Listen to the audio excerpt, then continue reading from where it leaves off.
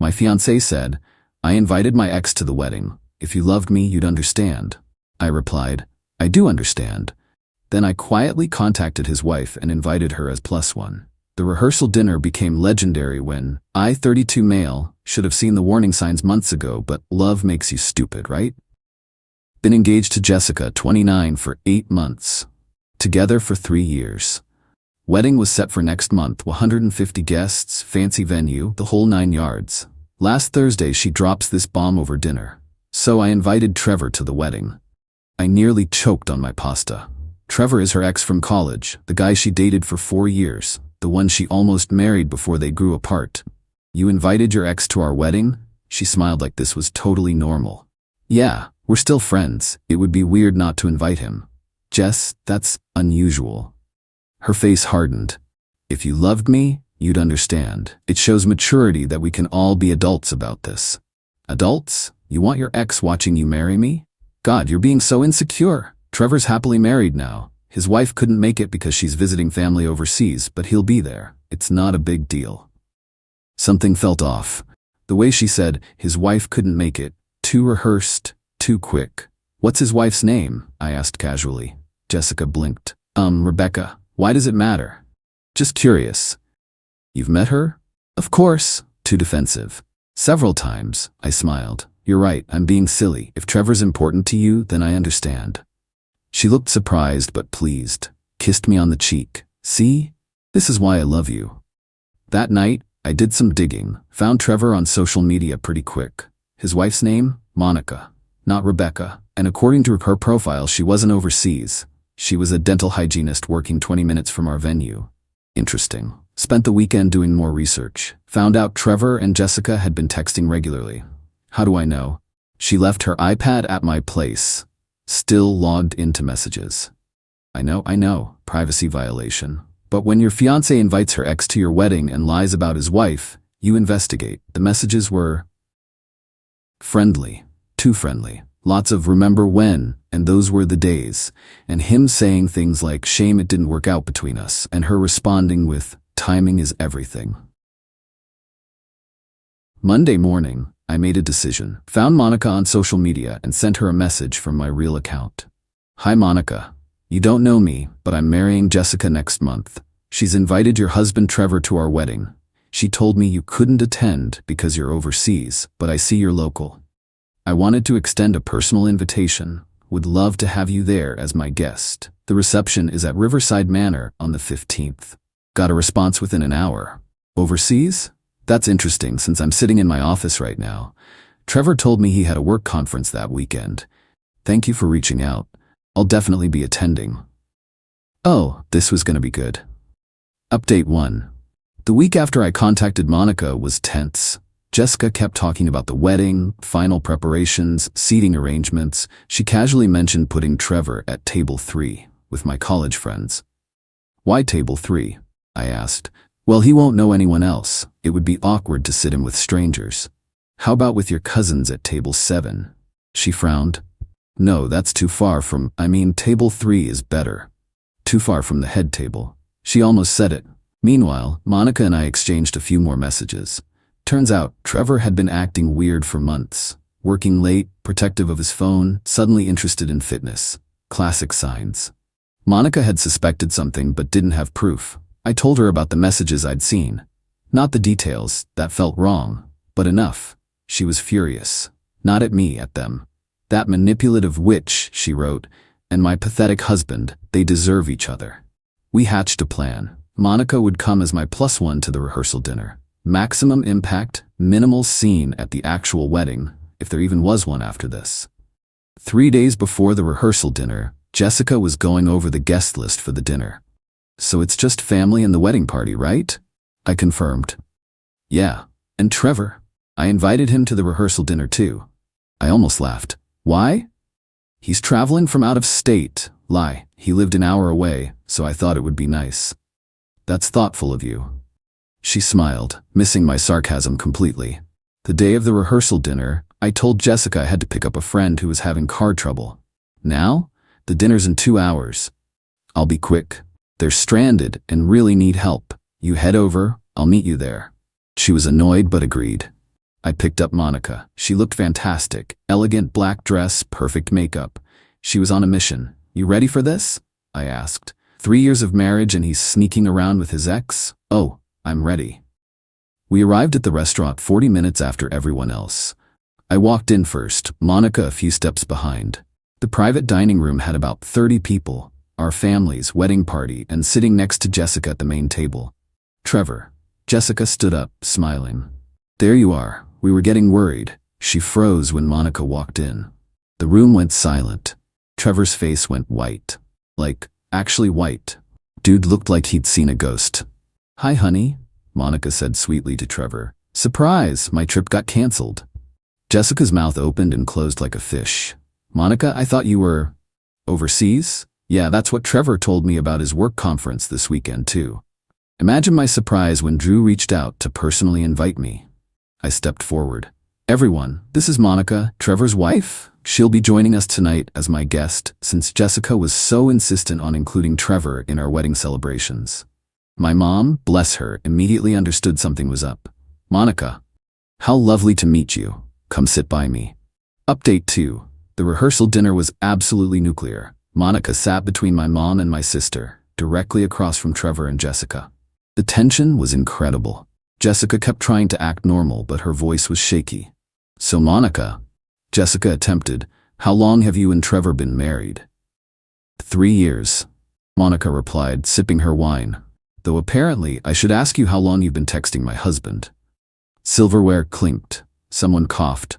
Trevor looked like he wanted to disappear. We're just friends, Jessica said weakly. Monica pulled out her phone. Friends don't text at midnight. Friends don't send shirtless gym selfies. Should I read some of these out loud? Trevor finally spoke. Monica, please, not here. Not here? Monica laughed.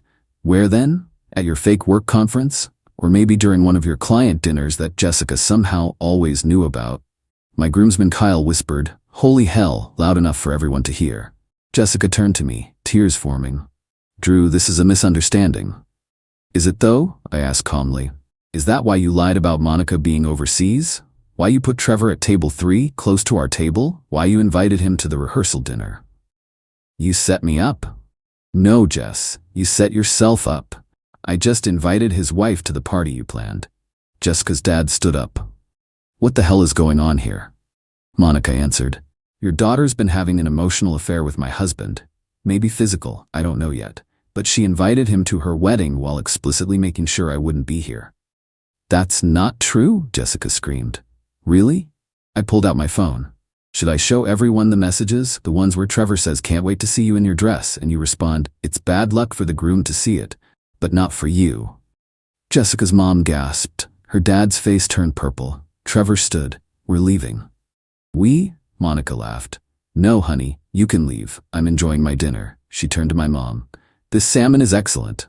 My mom, absolute legend, raised her glass. To honesty in relationships. Half the room drank. The other half sat in stunned silence. Update 3. After Trevor slunk out, Jessica went full meltdown mode. Not sad crying, angry entitled rage. How dare you humiliate me like this? How dare I? You invited your ex to our wedding? It wasn't like that. We're just friends who happen to have history. Monica laughed bitterly. History that was actively repeating itself. Jessica's dad finally spoke. Jessica, is this true? Have you been inappropriate with this man? Dad, Drew is blowing this out of proportion. He violated my privacy, went through my messages. Because you lied about his wife, I interrupted. You said her name was Rebecca. Her brother Jake shook his head. Jess, what the hell? Jessica's mask finally slipped completely. You know what? Fine, yes, Trevor and I have been talking. Yes, I wanted him at the wedding. He was the one who got away, okay? I needed to see if I was making the right choice. The room erupted. Her mom started crying. Her dad stood up so fast his chair fell over. At your wedding? He roared. You were going to decide at your wedding? I laughed. Actually laughed. Well, that makes this easier. I pulled out an envelope from my jacket.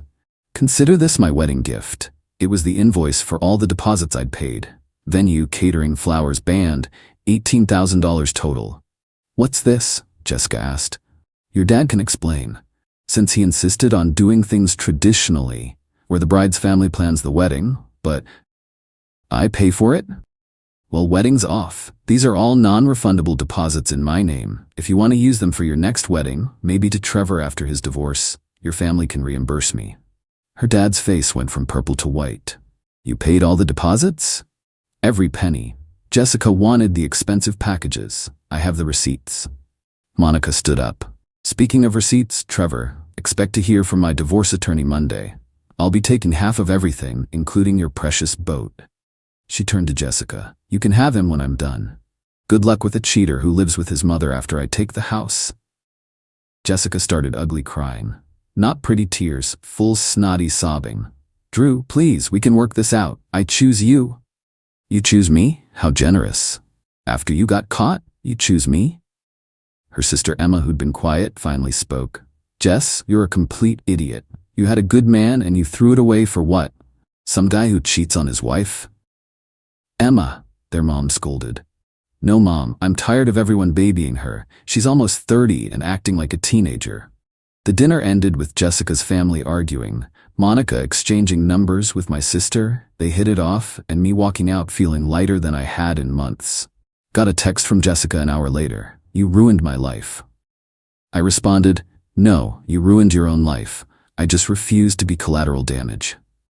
Update 4. The next 3 days were insanity. First, Jessica tried love bombing.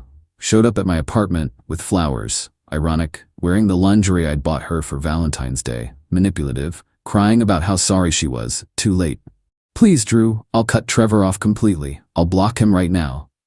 Jess, you were using our wedding as a test run for your feelings. That's beyond repair. It wasn't like that. I was just confused. Confused?